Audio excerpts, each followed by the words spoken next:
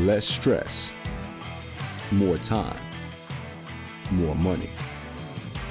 Welcome to the Cashflow Contractor, short with Martin Holland. They say I make money, so why don't I have any? What a great question.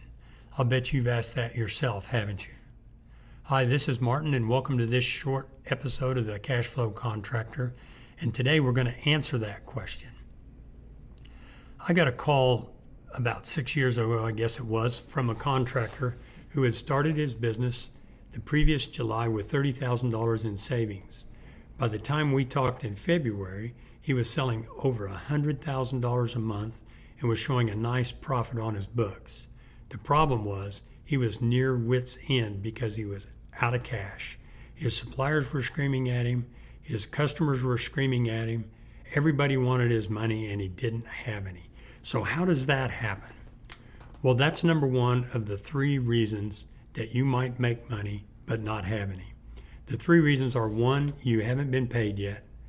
Two, the second is that you already spent the money. And the third reason number three, is that you, the owner, took it. Okay, the first reason, you haven't been paid yet. My customer, because he had been doing a lot of work, showed a nice profit, a lot of sales, and a nice profit on his books. But sales and profit don't contribute to cash. Only paid sales contribute to cash. And that was his problem. He had a good profit on his books. He had high accounts payable. He had even higher accounts receivable. His vendors had him on credit hold, which meant he couldn't get the material and equipment to finish jobs, which made all his customers mad. He was scrambling to collect a little bit to pay down a little bit to his suppliers so he could get a little bit of material and equipment and go finish a job and go through it over and over. And it was just wearing him smooth out. So that's the first reason.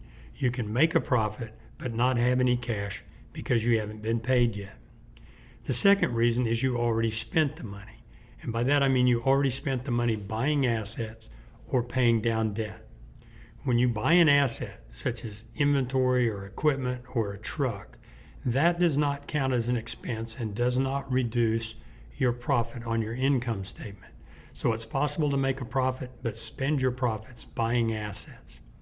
You can also spend your money paying down debt. When you pay down your credit cards or your accounts payable, or maybe you pay on your term bank loan or pay down your line of credit, those payments do not count as expense and do not reduce profit, but they certainly do reduce your cash on hand. Okay, the third reason is that you, the owner, took it.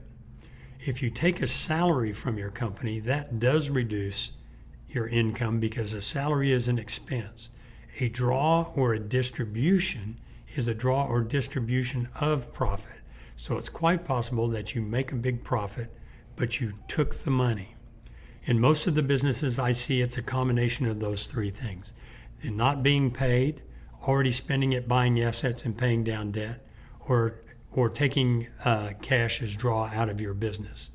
If you're going to improve your cash flow position, if you're going to increase the amount of cash you have available to do business, you first have to understand where your cash went. Then you can do something about it. Download the PDF in the show notes here, which I recover the issues I've just talked about, and listen to future episodes in which we'll offer tips and strategies for managing receivables, managing your inventory and your cash flow out, managing your debt, and controlling your draws so that you can once and for all get control of your cash position. Thanks for listening to the Cashflow Contractor. Check out our website in the show notes or visit thecashflowcontractor.com.